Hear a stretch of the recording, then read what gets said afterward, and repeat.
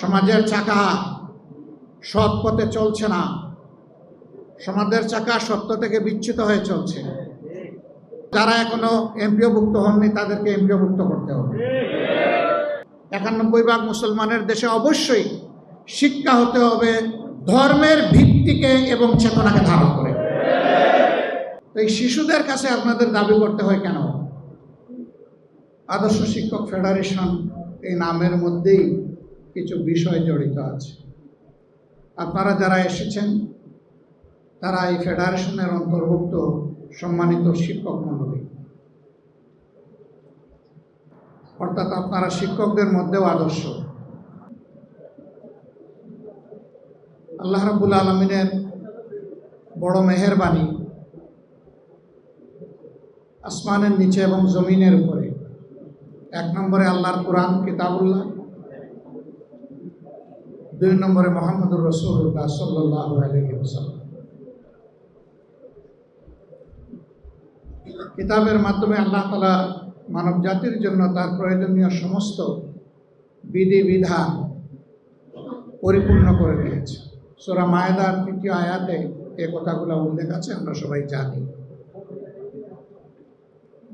আর রাসূল করিম সাল্লাল্লাহু আলাইহি সাল্লামকে সেই কিতাবের বাস্তবায়নকারী হিসেবে পূর্ণ শক্তি এবং যোগ্যতা দিয়ে আল্লাহ তাআলা মানব জাতির কাছে উপহার দিয়েছে। আলহামদুলিল্লাহ। ইসলাম হচ্ছে একটি জ্ঞান ভিত্তিক জীবন বিধান। জ্ঞানের আয়াত দিয়েই আল্লাহ তাআলা কোরআন নাজিল শুরু করেছিলেন। ইকরা বিসমি রাব্বিকাল্লাযী খালাক। আর রাসূল করিম সাল্লাল্লাহু আলাইহি সাল্লাম নিজের পরিচয় দিয়ে বলছেন এইভাবে, বুইস্তু মুআল্লিমা, আমাকে পাঠানো হয়েছে শিক্ষক করে। তিনি মানবতার মহান শিক্ষক ছিলেন, শ্রেষ্ঠতম শিক্ষক ছিলেন।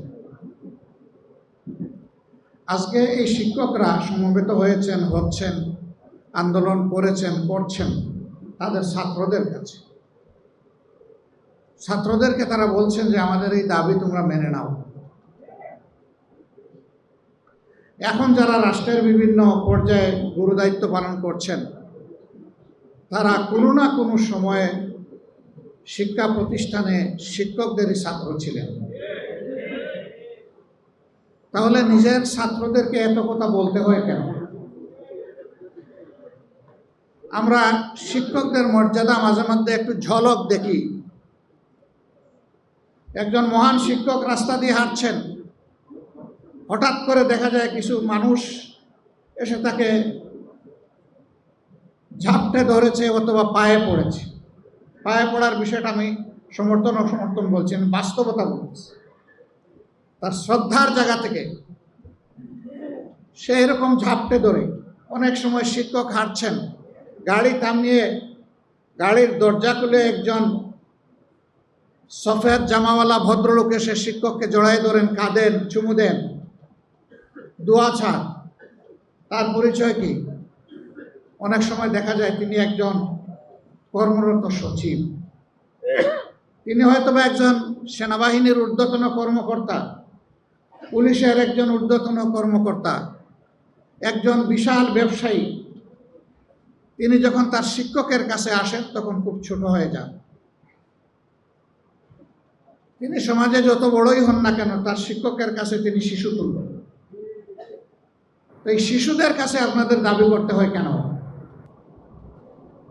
এর কারণ হলো যে শিক্ষা দিয়েছেন ওই শিক্ষাটা আসল শিক্ষা ছিল না। এই জন্যই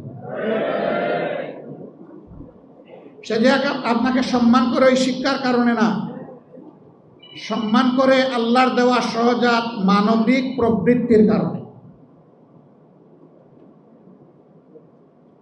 মানব প্রবৃত্তির সুপ্ত ধনকে, গুপ্ত ধনকে বাইরে নাড়ছাড় করে নিয়ে আসার নাম হচ্ছে শিক্ষা। আমরা সেটা পারিনি বলেই আজকে ছাত্রদের দুয়ারে শিক্ষকদেরকে এইভাবে অসহায়ের মতো দাবি পেশ করতে হচ্ছে। ওই শিক্ষাটাই আনতে হবে, যেই শিক্ষায় দাবি আদায়ের কোনো প্রয়োজন হবে না, এবং যে শিক্ষা ইনসাফের ভিত্তিতে গোটা সমাজের দিকে সুদৃষ্টি রাখবে, শিক্ষায় শিক্ষিতরা এটা মনে করবে না যে আমার মেধা আর আমার বাপের সম্পদ দিয়ে আমি আজকে মানুষ হয়েছি, এই পর্যায়ে এসেছি। বরঞ্চ সে আল্লাহকে ভয় করবে। এই মেধাটা আল্লাহ আমাকে না দিয়ে একজন সাধারণ শ্রমিককে দিতে পারতেন, সাধারণ মানুষকে দিতে পারতেন। আর আমি শুধু আমার বাপের টাকায় এই লেখাপড়া করি নাই। যে কথাটা আমি সব জায়গায় বলি এবং বলতেই থাকবো, এখানে আমাদের সকলের জন্য, আমার জন্য এটা প্রযোজ্য। ইবতেদায়ী অথবা প্রাইমারি স্কুল থেকে শুরু করে বিশ্ববিদ্যালয় পর্যন্ত যতটুকু লেখাপড়া আমরা করেছি, সেই শিক্ষা প্রতিষ্ঠানগুলোতে যতগুলা ইট, বালু, পাথর, সিমেন্ট, নুড়ি, রড লেগে আছে, মিস্ত্রির হাত লেগে আছে, ওই সব জায়গায় আপামর জনগণের আর্থিক অংশগ্রহণ আছে, একজন ভিক্ষুকেরও আছে। ভিক্ষুকও কোনো পণ্য কিনতে গেলে তাকেও ভ্যাট দিতে হবে। রাষ্ট্রের এখন রেভিনিউ সবচেয়ে বড় সোর্স হচ্ছে ভ্যাট। আবার সেই ভ্যাট এইটা ভিক্ষুকের, এইটা শ্রমিকের, এইটা কর্মচারীর, এইটা কর্মকর্তার, এইটা ব্যবসায়ী সাহেবের, এইভাবে আলাদা করে রাখা হয় না। ট্রেজারিতে সমস্ত সম্পদ একাকার। কাজেই ওই সমস্ত স্থাপনা যেগুলাতে বসে আমরা এই শিক্ষা নিয়েছি, উপকরণ যেগুলো আমরা কাজে লাগিয়েছি শিক্ষা নিতে গিয়ে, যে রাস্তা দিয়ে চলাফেরা করি, যে দেশে বসবাস করি, সেই দেশের পরতে পরতে ওই মানুষগুলার ট্যাক্স জড়িয়ে আছে। তার সাথে আরেকটা জিনিস উন্নয়নের জন্য লাগে, সেটা আমাদের মতো তৃতীয় বিশ্বের দেশগুলা বৈদেশিক ঋণ নিয়ে থাকে। আজকের জন্ম নেওয়া শিশুটির উপর ঋণের যে বোঝা, আপনার উপরেও সমান সেই বোঝা। সুতরাং আমরা প্রত্যেকটি মানুষ সমাজের কাছে দায়বদ্ধ, 18 কোটি মানুষের কাছে দায়বদ্ধ। এ ফিলিংস আমাদের থাকে না। এখানে সম্মানিত শিক্ষক মণ্ডলী আছেন, দুটি দাবি এখানে প্রকট। দুইটা হলে বাকি সব এই দুইটার ভিতরে ঢুকে যাবে। দুইটাই ন্যায্য।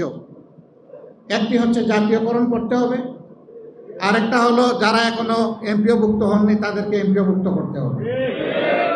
এই দুই দাবির ভিতরে সব ঢুকে যায়, কিছুই আর বাইরে থাকে না, বাকিগুলা সব খুচরা।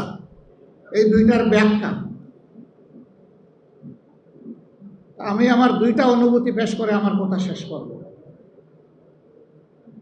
বর্তমানে যে সমস্ত শিক্ষা প্রতিষ্ঠান সরকারের পূর্ণ আর্থিক ব্যবস্থাপনায় চলে, তার একটা গুরুত্বপূর্ণ সংখ্যায় কোনো লেখাপড়া হয় না। শিক্ষা প্রতিষ্ঠানের কর্মঘণ্টার সময় বাসায় বসে শিক্ষকতা করেন, বিকল্প কলেজ অথবা স্কুল গড়ে তোলেন। তাহলে আপনি ওখানে বেতন নিচ্ছেন কেন? আপনি ওখানে যদি বেতন নেন, শিক্ষা আপনাকে ওখানে দিতে হবে। আর যদি আপনি এখানেই পড়াতে চান, তাহলে ওই বেতনটা আপনি নেবেন না। এটা আপনার জন্য সঙ্গত নয়। আপনি একজন মহান শিক্ষক, আপনি তো জাতিকে বিবেক জাগিয়ে তুলবেন। সুতরাং বিবেকের জায়গায় আপনাকেও সচেতন হতে হবে। যারা এখন এমপিওভুক্ত আছেন কিন্তু জাতীয়করণ না হওয়ার কারণে বৈষম্যের শিকার, আমরা আবার ভয় করব না তো যে আপনারাও সরকারি হয়ে গেলে এমনটা হয়ে যাবেন? ভালো করে বুঝে শুনে জবাব দিবেন। কিন্তু সমাজের চাকা সৎ পথে চলছে না, সমাজের চাকা সত্য থেকে বিচ্যুত হয়ে চলছে। আমি আপনাদের মাধ্যমে অনুরোধ জানাতে চাই মহান শিক্ষকবৃন্দকে, আসুন শিক্ষার এই মহান পেশাটাকে নেশা হিসাবে আপনি কবুল করুন। এটাই আপনার জীবনের মিশন হোক যে আপনি মানুষ গড়ার কারিগর, আপনি মানুষ গড়ে দেবেন। বলবেন যে পেটে ক্ষুধা রেখে কিভাবে মানুষ গড়ব? এই দায়িত্ব সমাজের, এই দায়িত্ব রাষ্ট্রের। এই জন্যই আপনাদের সরকারিকরণের দাবি আমরা সমর্থন করি। সমাজ যেন আমাদের শিক্ষকদেরকে সম্মান করতে পারে, আর আমাদের শিক্ষকরাও যেন ছাত্রদেরকে সন্তান হিসেবে তুলে তুলে নিতে পারেন। তাহলে ইনশাআল্লাহ আমরা একটা বিউটিফুল সোসাইটি পেয়ে যাব।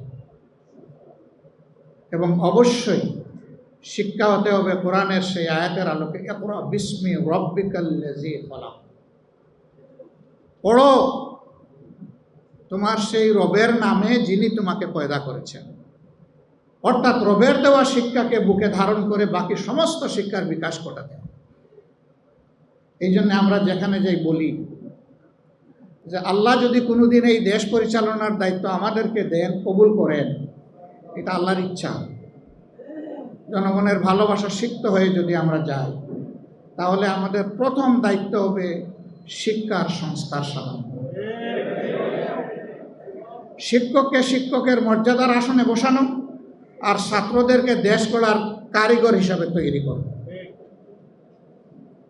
যাতে একজন ছাত্রের হাতে তার শিক্ষার পাঠ চুকানোর পরে যেভাবে সার্টিফিকেট আসবে, কাগজের সার্টিফিকেট, ঠিক তেমনিভাবে তার কাছে আসবে কাজের অফার লেটার।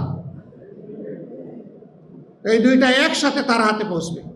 এমনকি তার গ্র্যাজুয়েশন অথবা পোস্ট গ্র্যাজুয়েশনের সেই সার্টিফিকেট আসার আগেই দুনিয়ার বহু জায়গায় ছাত্রদের কাছে কাজের অফার লেটার চলে আসে। আমরা নৈতিক শিক্ষাকে বিকশিত করে ওই শিক্ষাই আমরা এই দেশে প্রতিষ্ঠিত করবো ইনশাআল্লাহ। তাইলে মানুষগুলো আর পশু হবে না। এই সমাজে অনেক পাশবিক, হৃদয় বিদারক অনেক দৃশ্য দেখতে হয়, শুনতে হয়, হৃদয় ভেঙে টুকরা টুকরা হয়ে যায়। মাগুরায় 8 বছরের একটা শিশুর সাথে তার আপনজনেরা যে আচরণ করেছে, বিশ্বাসে ছুরিকাঘাত করে, এটা গোটা মানবতার প্রতি তারা ছুরিকাঘাত করেছে। এটি হচ্ছে পশুত্বের শিক্ষা। এই শিক্ষা থেকে বের করে এনে আমাদের দেশে আমরা দিতে চাই আল্লাহর দেওয়া মানবিক শিক্ষা। এখানে আমাদের কোনো সংকীর্ণতা নেই, এই ব্যাপারে আমরা ভেরি ডেসপারেট। 91 ভাগ মুসলমানের দেশে অবশ্যই শিক্ষা হতে হবে ধর্মের ভিত্তিকে এবং চেতনাকে ধারণ করে। এর বাইরে কোনো শিক্ষা মানুষকে মানুষ বানাতে পারবে না, দেশপ্রেমিক দায়িত্বশীল নাগরিক হিসাবে তৈরি করতে পারবে না, যা এখন প্রমাণিত সত্য। সম্মানিত ভাইয়েরা, পরিশেষে বলবো যে আসুন এই পবিত্র রমাদানে আমরা কোরআনকে অন্তরে ধারণ করি। মহাসাগর কোরআনের ভিতরে এই সকল ছোট ছোট সাগর ঢুকে আছে। এটি হচ্ছে জ্ঞানের মহাসাগর। আমরা নিজেরা আমাদের সহকর্মীবৃন্দকে, পরিবারের সদস্যদেরকে এবং আমাদের বিলাভ স্টুডেন্টস যারা আছে তাদেরকে আমরা সবাইকে কোরআনের শিক্ষার দিকে ডাকি। এমনকি আপনার কোনো ছাত্র যদি মুসলিম নাও হয়ে থাকে, তাকে আপনি বলতে পারেন। আমাদের সাথে বাংলাদেশে অবস্থানরত অনেক বিদেশি মিশনের ইন্টারাকশন হয়। তারা কোরআনের বিভিন্ন বিষয় নিয়ে আমাদের সাথে জানতে চান। আমরা মাঝে মাঝে তাদেরকে অত্যন্ত ভদ্র এবং বিনয়ের সাথে জিজ্ঞেস করি, আপনি কি কোরআন পড়েছেন, পড়ার সুযোগ হয়েছে? বললো না। আমি বলি যে ঠিক আছে, আমি একটা আপনারই ভাষায় ট্রান্সলেটেড কোরআন আপনার কাছে পাঠিয়ে দেব, আপনি পড়েন। আমি যে জবাব দিতে পারবো ওই কোরআন তার চাইতে চমৎকার জবাব আপনাকে দেবে আপনার প্রত্যেক প্রশ্ন। এ পর্যন্ত অনেকে চেয়ে নিয়েছেন, এ পর্যন্ত অনেকে পাঠিয়ে দেওয়া হয়েছে। এই কোরআন মনে রাখবেন শুধু মুসলমানদের প্রপার্টি না, এই কোরআন হচ্ছে বিশ্ব মানবতার প্রপার্টি। যে আয়াত দিয়ে কোরআন নাজিলের সুসংবাদ পাঠানো হয়েছে সেই আয়াতেই কথাটা বলা হয়েছে, শাহরু রমাদানাল্লাযী উনজিলা ফীহিল কুরআন হুদাল লিন্নাস, সমস্ত মানব জাতির পথ প্রদর্শক। বলা হয়নি হুদাল লিল মুমিনিন। এই বেসিক আয়াতটি হচ্ছে হুদাল লিন্নাস। অতএব এই কোরআনের উপর সকলের হক আছে। এটা যেন আমরা বেড়া দিয়ে আটকে না রাখি, এটাকে উন্মুক্ত করে দিতে হবে। এখান থেকে মণিমুক্তা যারা লাভ করতে চায় তারা করবে। ওয়েস্টে আজকে যারা ইসলামকে গ্রহণ করছে, আপনার আমার মুখের কথা শুনে নয়, তারা কোরআনের কথা শুনে, কোরআনের সাথে বন্ধুত্ব সৃষ্টি করে তারা সেটা করছে। এমনকি অনেক গবেষক কোরআনের কোথায় কোথায় ভুল আছে এইটা ধরতে গিয়ে নিজেই কাবু হয়ে গেছে। ভুল তিনি কোথাও বুঝে পাননি, পাবেন না তো। আল্লাহ তাআলা ওয়ারেন্টি দিয়েছেন, যালিকাল কিতাবুল লা রাইবা ফীহ, এই কিতাবে কোনো ঘাটতি নাই, ভুল নাই, ত্রুটি বিচ্ছুতি নাই, আপনি পাবেন কিভাবে? আপনি পাবেন না। এটি আল্লাহর কিতাব এবং অবিকল, অপরিবর্তিত। কিয়ামত পর্যন্ত আল্লাহ তাআলা এইভাবেই কোরআনকে হেফাজত করবেন ইনশাআল্লাহ। আসুন একটা ইনসাফ ভিত্তিক দেশ গঠনের মাধ্যমে আমরা একটা সুন্দর শিক্ষা ব্যবস্থা গড়ার জন্য এগিয়ে যাই এবং মহান শিক্ষকদের এই দুর্দশাই জাতিকে আর যাতে দেখতে না হয়, তো তারা মজলুম হয়ে দাঁড়ে দাঁড়ে ঘুরছেন, এটার অবসান হোক আন্তরিকভাবে কামনা করি। এবং আপনাদের দাবির পক্ষে আমাদের অবস্থান সুস্পষ্ট, আমরা আছি, ইনশাল্লাহ আমরা থাকবো। আল্লাহ হাফিজ। বাংলাদেশ জিন্দাবাদ। আসসালামু আলাইকুম ওয়া রাহমাতুল্লাহ।